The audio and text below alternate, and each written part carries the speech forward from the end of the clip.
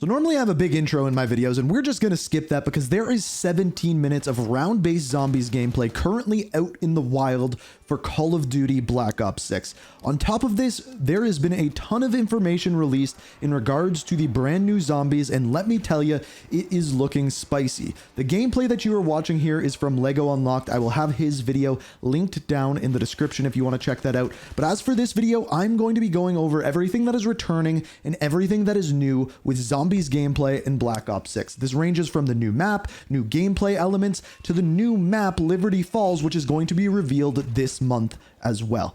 So without further ado, let's get into the dirty details. So starting off by addressing one of the biggest concerns with zombies is the fact that it is always online. Turns out they are doing something good with this. If you are playing solo, you can pause and save your progress in a zombies game. If you are playing with friends and you disconnect, you can rejoin the game once again to play back alongside them. I don't know how returning with your weapons will work or score or anything like that will work, but you are able to rejoin games and save your progress, which is a huge deal if you're going for a high round game or if you are simply going for an Easter egg. Now, speaking of Easter eggs, there's essentially going to be two different modes that you can complete an Easter egg on. Let's call one hard mode. This is when a new map is released. They're going to have a set amount of time, they didn't say what it was, where you can traditionally do the Easter egg. You are not guided along, it does not tell you what to do, and if you complete it during that time, you are going to be given a specific set of rewards. Now, after that time is over, they are going to give you the option to do the Easter egg guided, where it'll walk you along and show you the various different steps.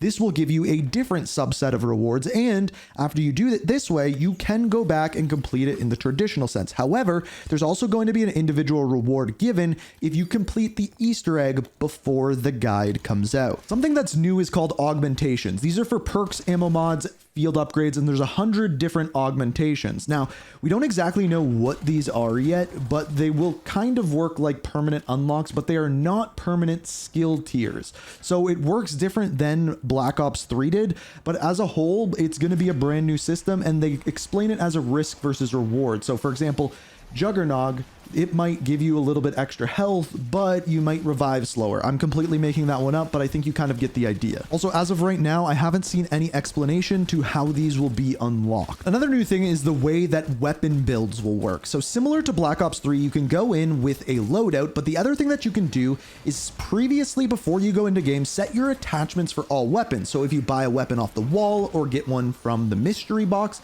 it'll already have your preset loadout on every individual weapon. Also, similar to multiplayer, it appears as though there's going to be a dedicated melee weapon slot on all of your loadouts. And there's a new perk called Melee Macchiato that is going to upgrade and your fists and your melee dedicated slot, and it is coming out on day one. There's also new elemental damage, one of which is the shadow elemental damage, which actually launches zombies up into the air and drops them onto the ground, as well as a new field upgrade called Dark Flare, which essentially makes you shoot a laser out of your hands and kills enemies in a straight line. As far as Gobblegum goes, they're pretty straightforward. You can bring 3 into the game and use them whenever you want. There's a new type of zombie, and these are evolving zombies. Now, these are on Terminus Island. We don't know about the other map, but basically when you shoot a zombie in the head, a spider will crawl out of them, and if you don't kill the spider in time, it'll evolve into an even harder to kill spider.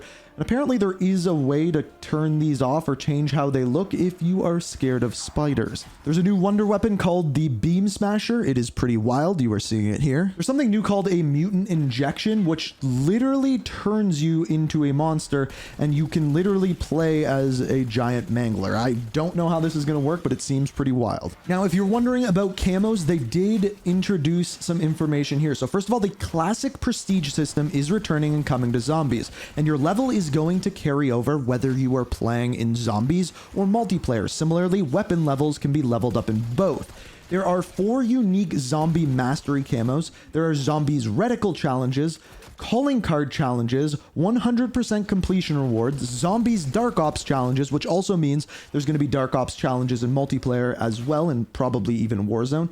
Daily challenges are coming at launch, and of course the unique main quest rewards as well. which is a lot of replayability, and I'm glad that camos are making a return within zombies. A couple little things is, first off, you can play in first or third person, so that's kind of interesting.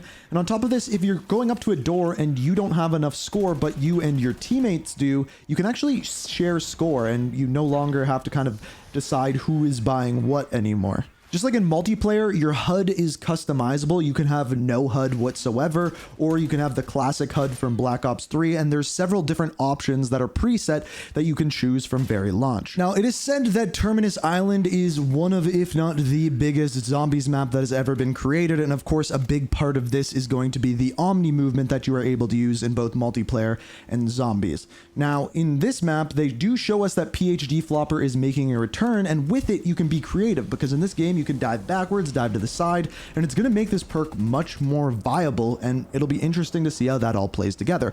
Now, speaking of the very large map, there's several different parts to this, and one that is definitely a thing is you can actually hop into a boat, lower and raise water levels, and take that boat from one area of the island to the other, making traversal a little bit more interesting. Now, I tried to cover that as quickly as possible, but there is one more thing you may be wondering about, and that is the other map, Liberty Falls. Very briefly at the end of the trailer that came out today, they showed a little bit of Liberty Falls. At one point, it looked like there was a weapon that was quite literally a jet engine off of an airplane, and on top of that, it appearingly showed the dark ether in this map as well, which we did not see on Terminus Island. So I've covered most of the new things already, but I wanted to talk about some of the things that are returning. A lot of the systems that we saw in Call of Duty Black Ops Cold War are once again making a return. The salvage system that you could use to upgrade your armor and weapons appearingly is once again making a return. On top of that, the way that you would pack-a-punch weapons, turn things on, and complete various different challenges, once again making a return. Similarly, the way that we saw camos on weapons and zombies in Black Ops Cold War, again, making a return. Basically, what it seems like to me is that they have taken the system that everyone seemingly knew and loved in Black Ops Cold War and just cranking it up to 11, adding in new elements, new perk, augmentations, things along those lines to speed up and make the gameplay more fun and exciting. And on top of that, putting in a giant map is also going to improve the way that you play. One thing that I slightly worry about is game crashes. With a bigger map means more glitches, more problems, and probably more crashes. This has of course been a big problem, but if what they say is true, and if your game crashes, you can quite literally just rejoin your game, save and quit, this shouldn't be a problem whatsoever, and may be the biggest feature that has ever been put into zombies.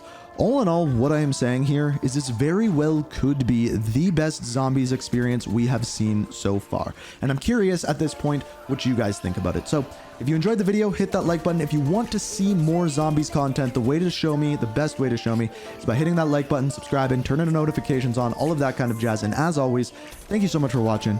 And until next time, peace. We are reaching for the stars.